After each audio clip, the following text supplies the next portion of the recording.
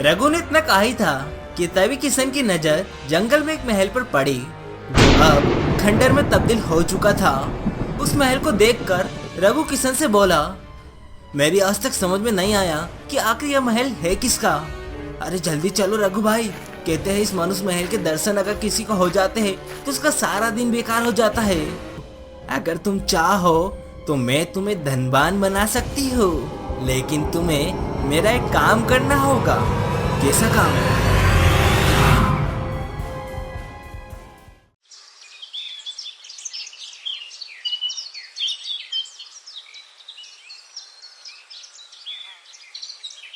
बहुत समय पहले की बात है।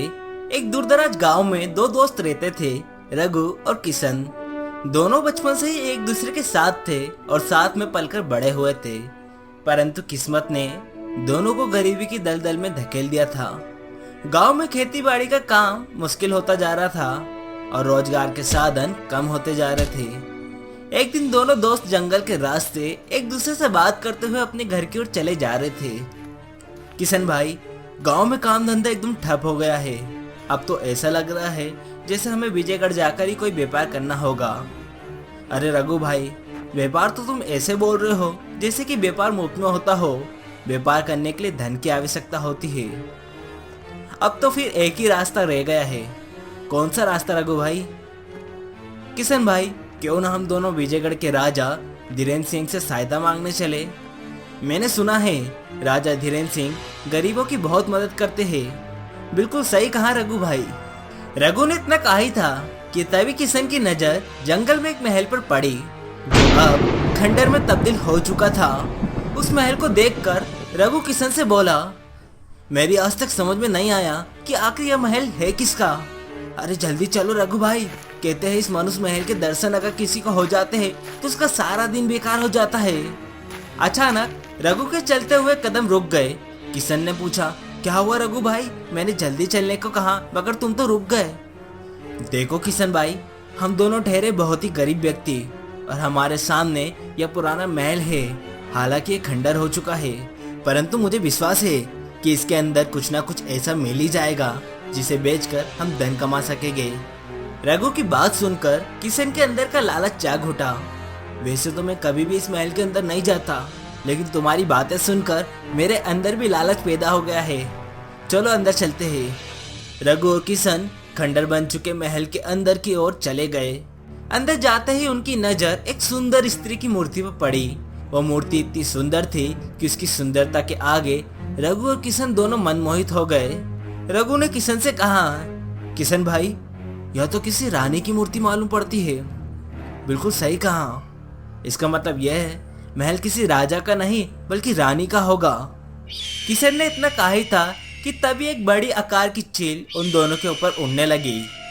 अचानक वह उन दोनों के सामने बैठ गई और उन दोनों को घूरने लगी। उस चील की लाल आंखें देखकर उन दोनों के रोंगटे खड़े हो गए। किशन कांपते हुए रघु से बोला, रघु भाई, इतनी बड़ी चील तो मैंने कभी नहीं देखी। किशन भाई, इसकी आंखें देखो कितनी डरावनी लग रही हैं। तभी वह चील इंसानी आवाज में उन दोनों से बोली, तुम दोनों को मुझसे डरने की कोई जरूरत नहीं है। चील के मुंह से इंसानी आवाज सुनकर वह दोनों बुरी तरह से घबरा गए। हमें जाने दो, हम अब यहाँ पर कभी नहीं आएंगे, वादा करते हैं। चील ने कहा, मैं जानती हूँ कि तुम दोनों अपना जीवन बहुत ही गरीबी में बिता रहे हो। तुम्हारे यहाँ कभी एक टाइम का खाना बनता है और कभी भूखे ही सो जाते हो। तुम्हारे बीवी और बच्चे कभी पेट भर के भोजन नहीं कर पाते। फिर रघु कांपते हुए चील से पूछता है, तुम हमारे बारे में इतना कैसे जानती हो? मैं बहुत कुछ जानती हूँ। अगर तुम चाहो तो मैं तुम्हें धनवान बना सकती हूँ, लेकिन तुम्हें मेरा एक काम करना होगा। कैसा काम?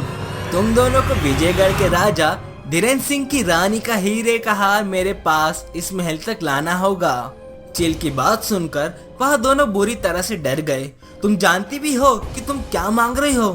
हम यह काम कैसे कर सकते हैं? महल में बहुत पेरा होगा। किशन भाई सही कह रहे हैं, हमें यहाँ से जाने दो। चील ने कहा, सोच लो, अगर तुम दोनों मेरा यह काम कर दोगे तो मैं तुम्हें इसी जंगल में एक सोने के तालाब का पता बताऊंगी। उस सोने के तालाब से तुम जितना भी चाहो उतना सोना निकाल सकते हो। उसके बाद तुम हमेशा के लिए धनवान की तरह रहोगे। तुम्हारे पास इतना सारा धन होगा कि तुम्हारे आने वाली पीढ़ियां भी भूल जाएगी कि गरीबी क्या होती है। चील की बात सुनकर किशन और रघु के मन में लालच जाग उठा। रघु ने कुछ देर सोचने के बाद चील से कहा, ठीक है, हमें 2 दिन का समय दो। मैं तुम्हें 2 दिन का नहीं बल्कि 1 हफ्ते का समय देती हूँ। अगले हफ्ते तुम रानी दीक्षा के हीरे का हार मेरे पास लेकर आना। अब तुम दोनों जा सकते हो। किशन और रघु उस खंडर से निकलकर सीधे अपने घर के लिए निकल गए। रघु किशन से बोला, किशन भाई, मुझे तो नींद आ रही है, हम सुबह इस बारे में चर्चा करेंगे। इतना कहकर किशन अपने कमरे में सोने चला गया, मगर किशन के दिमाग में अब भी वह घटना चल रही थी। किशन का घबराया हुआ चेहरा देखकर उसकी पत्नी सुमन उससे बोली, क्या बात है जी? आपके चेहरे पर चिंता की लकीरें झलक रही है और आप इतने घबराए हुए क्यों दिख रहे हैं? किशन ने अपनी पत्नी को सारी घटना बताते हुए कहा, तुम ही बताओ सुमन, हमें क्या करना चाहिए? उस महल की तरफ दोबारा आपको नहीं जाना चाहिए। कहीं तुम वास्तव में रानी दीक्षा के हीरो के हार को चुराने का तो नहीं सोच रहे? सच बताओ सुमन, तो मैं कुछ ऐसा ही सोच रहा हूँ। आखिर कब तक हम इस गरीबी में अपना जीवन व्यतीत करते रहेंगे? कब तक हमें भूखे पेट सोते रहना होगा? तो क्या इसके लिए तुम रानी दीक्षा के हीरे का हार चोरी करोगे? पता नहीं वहाँ रेशमी चील उस हीरे के हार का क्या करेगी। मुझे तो बहुत ही डर लग रहा है।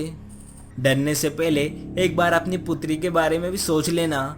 कुछ समय बाद हमें उसकी शादी भी करना है और उसकी शादी करने के लिए हम धन कहाँ से लाएंगे? अरे हमारे पास तो भोजन तक के लिए धन नहीं है। किशन की बात सुनकर उसकी पत्नी चुप हो गई। सच तो यह था कि किशन की पत्नी के अंदर भी लालच जाग उठा था। अगले दिन किशन रघु की पत्नी बिंदिया से बोला, क्या कल रात रघु ने तुम्हें कुछ बताया था? हाँ बताया था, और मैंने तो झट से ही हाँ कर दी। मुझे लगता है कि तुम दोनों को अभी से ही रानी दीक्षा के हीरे के हार को चुराने की योजना बनाना शुरू कर देनी चाहिए। कुछ देर बाद किशन और रघु घर से बाहर निकल आए। रघु भाई, हम दोनों की पत्नियां तो बड़ी आसानी से तैयार हो गई, लेकिन हम दोनों रानी दीक्षा के हीरे का हार आखिर कैसे चुराएंगे? चिंता मत करो किशन भाई, कोई ना कोई रास्ता जरूर मिलेगा। कुछ ही दिनों में राजा धीरेन्द्र सिंह दूसरे राज्य के राजा से मिलने के लिए जाते हैं। इसी बीच महल में पहरेदारों की संख्या कम हो जाती है। इस बात की खबर रघु और किशन को पड़ती है और वह दोनों विजयगढ़ की सीमा में प्रवेश कर गए और बड़ी चालाकी से रानी दीक्षा के कमरे में घुस गए।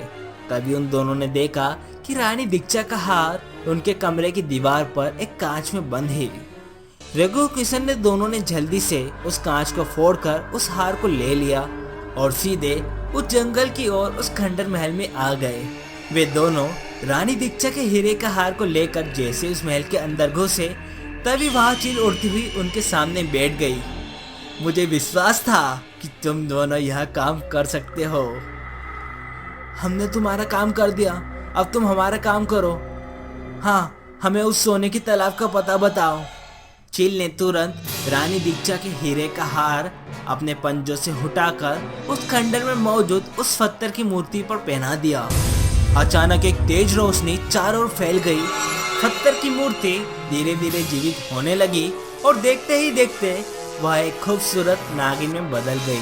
उसकी आंखें खून जैसी लाल थी और उसकी मुस्कान में गहरी क्रूरता झलक रही थी। तुम दोनों कितने मूर्ख हो!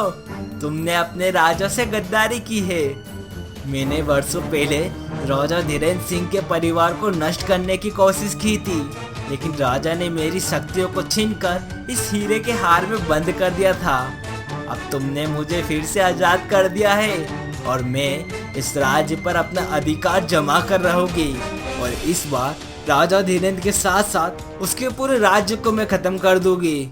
रघु और किशन अब पूरी तरह से समझ चुके थे कि उन्होंने कितनी बड़ी गलती कर दी है। जैसे ही नागिन ने जादू का मंत्र पढ़कर उन्हें पत्थर बनाने की कोशिश की, तभी पीछे से एक जोरदार आवाज आई, रुको!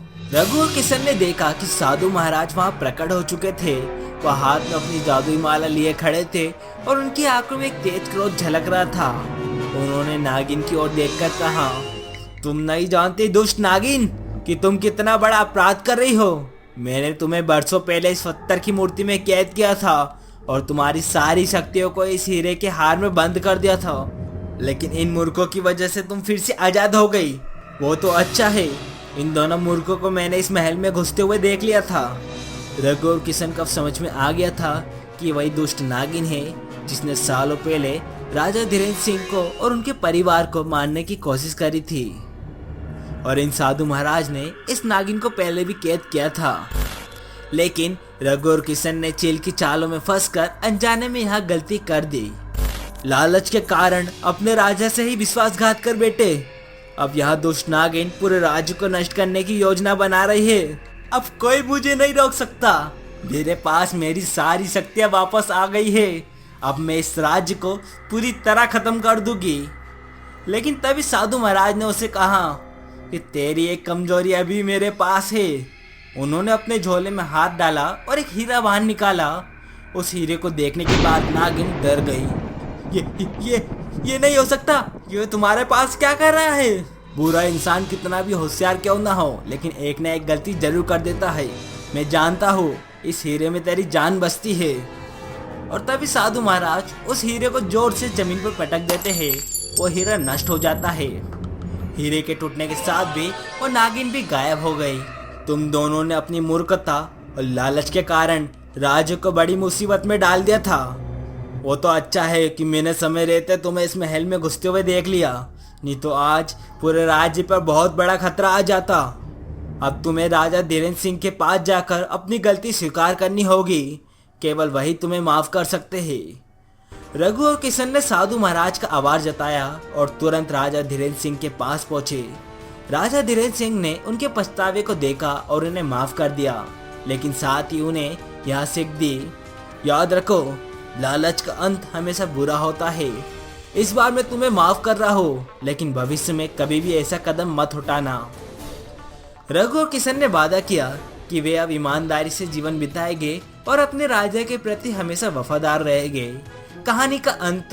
यह कहानी हमें सिखाती है कि लालच कभी भी अच्छा परिणाम नहीं लाता। सत्य, ईमानदारी और वफादारी ही सफलता का सही मार्ग है।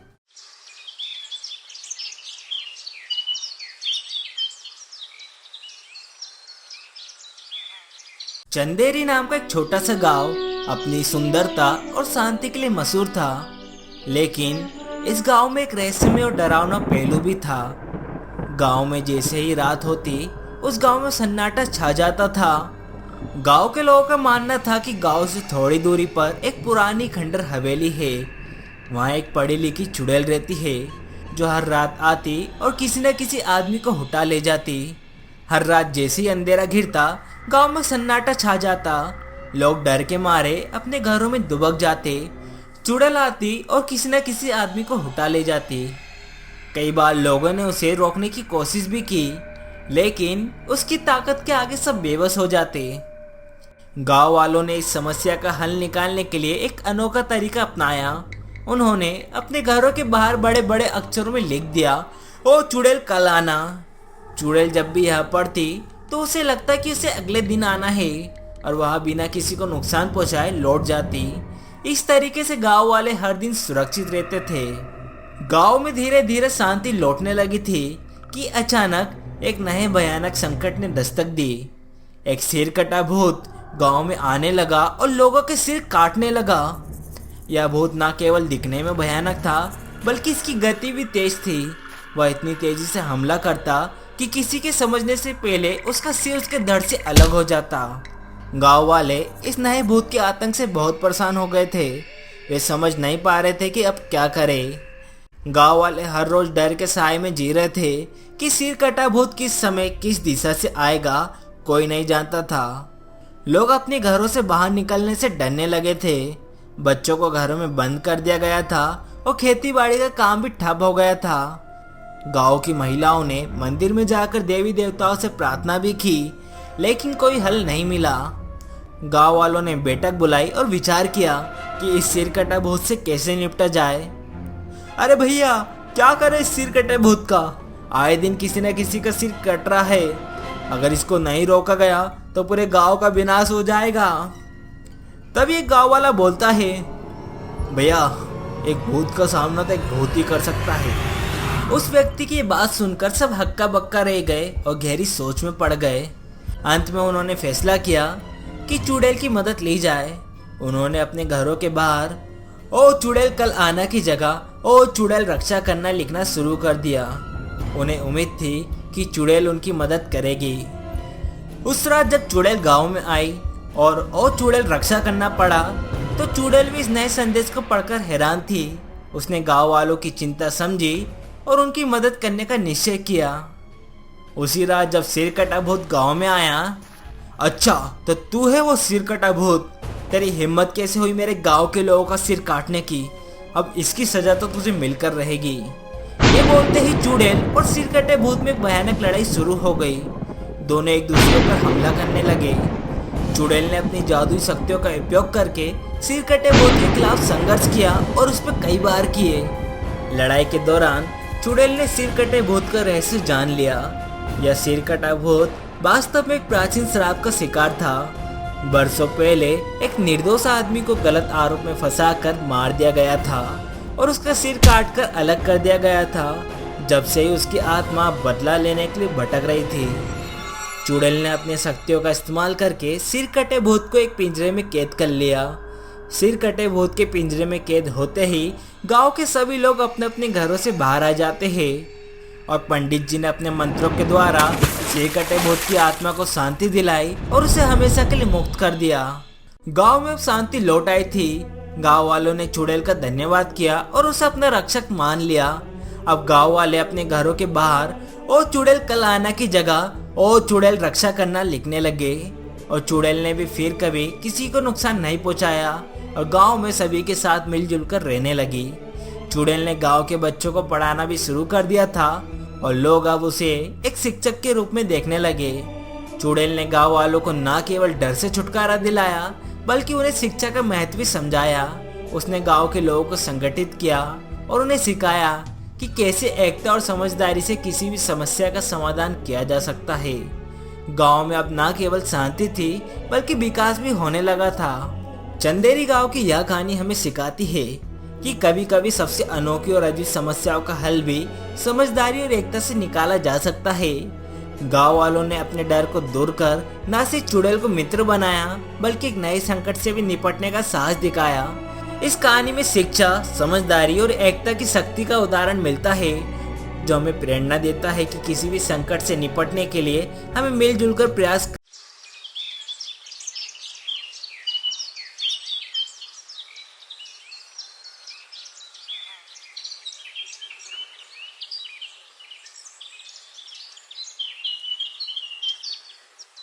एक बार की बात है, रामतलिया नाम का एक गांव था। वहाँ के सभी लोग बड़े खुशहाल रहा करते थे।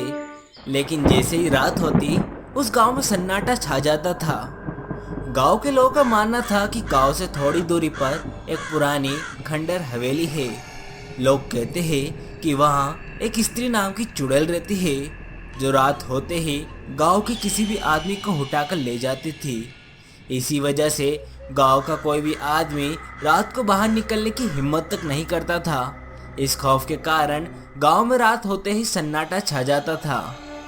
उसी गांव में मोहन और उसकी पत्नी लीला आते हैं। उन्हें वह गांव बहुत ही अच्छा लगता है, लेकिन उन्हें एक बात बहुत ही अजीब लगी। सभी घरों के बाहर बड़े बड़े अक्षरों में लिखा हुआ था, ओ चुड़ैल कल आना।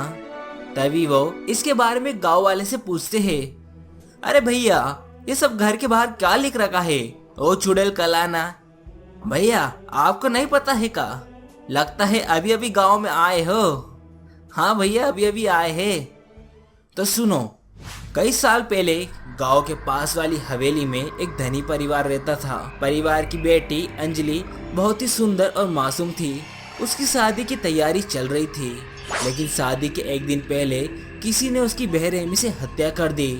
अंजलि की मौत के बाद उसका पूरा परिवार इस गांव को छोड़कर पास के शहर में रहने चला गया। उस दिन से अंजलि की आत्मा हवेली में भटक रही है और हर रात वह किसी न किसी आदमी को अपना शिकार बनाती है। वह अपनी अधूरी इच्छा और बदले की भावना से भरी रहती है। गांव वालों ने इस भयानक स्थिति से बचने के लिए एक उपाय निकाला। उन्होंने अपने घरों के बाहर बड़े बड़े अक्षरों में लिखना शुरू कर दिया, ओ चुड़ैल कल आना। यह मान्यता थी कि यह वाक्य पढ़कर चुड़ैल अगले दिन आने का वादा करती और उस रात किसी को नहीं ले जाती। यह उपाय सफल भी हुआ और गांव के लोग रात को थोड़ी राहत महसूस करने लगे। भैया मैं तो बोल रहा हूँ, आप भी अपने घर के बाहर ये याद से जरूर लिख लेना। अरे भैया आप क्या अंधविश्वास बातों पर यकीन करते हैं, ऐसा कुछ नहीं होता है। लेकिन मोहन और उसकी पत्नी लीला को ये सब अंधविश्वास लगा और उन्होंने गांव वाले की बात को मजाक समझकर टाल दिया। फिर गांव में जैसे ही शाम होने लगती है सब अपने अपने घरों में जाने लगते हैं। गांव में चारों तरफ सन्नाटा छा जाता है और फिर रात के इसी सन्नाटे में वो चुड़ैल अपनी हवेली से बाहर निकलती है किसी आदमी को लाने के लिए। चुड़ैल एक एक करके सबके घर जाती है, लेकिन उसे सभी घरों के बाहर लिखा हुआ दिखता है, ओ चुड़ैल कल आना। लगता है आज भी इस घर में कोई नहीं है। दूसरा घर देखती हो, यहाँ भी कोई नहीं है। ऐसा करते करते चुड़ैल मोहन और लीला के घर के बाहर पहुँचती है और देखती है, अरे इनके घर के बाहर तो कुछ नहीं लिखा है। लगता है यही घर में मुझे मेरा दूल्हा मिलेगा। फिर चुड़ैल मोहन और लीला के घर का दरवाजा खटखटाती है। अरे ओ सुनो जी, देखो तो सही इतनी रात को कौन आया है। तभी मोहन दरवाजे के पास जाकर दरवाजा खोलता है और जैसे उसने दरवाजा खोला उसके होश उड़ जाते हैं। उसके सामने चुड़ैल खड़ी रहती है। ये देखकर मोहन हक्का बक्का रह गया। तभी चुड़ैल उसको अपने साथ हवा में उड़ाकर ले जाती है। ये देखकर लीला जोर जोर से चिल्लाने लगती है, अरे ओ चुड़ैल मेरे पति को कहाँ ले जा रही है। अरे ओ चुड़ैल मेरे पति को कहाँ ले जा रही है। ओए ओए सुनो, कोई तो सुनो, मदद करो हमारी।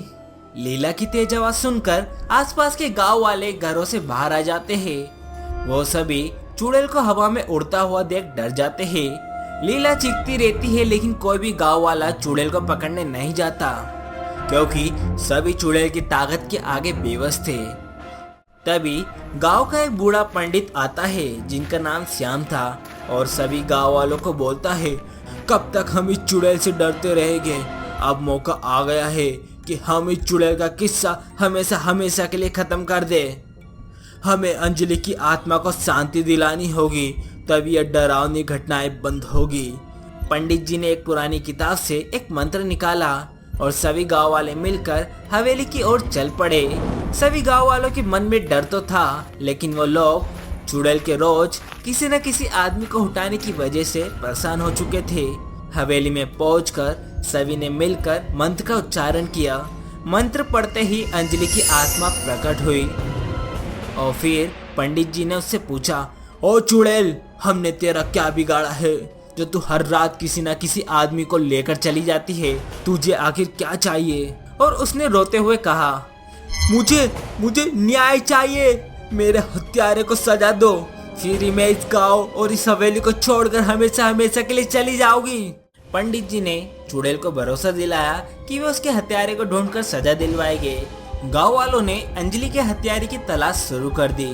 कुछ पुराने दस्तावेज और गांव के बुजुर्गों की मदद से उन्होंने पाया कि अंजलि की हत्या उसके ही मंगेतर ने की थी, क्योंकि वह किसी और से प्यार करता था। गांव वालों ने मंगेतर को पकड़ लिया और उसे चुड़ैल के हवाले कर दिया। चुड़ैल ये देखकर आग बबूला हो गई।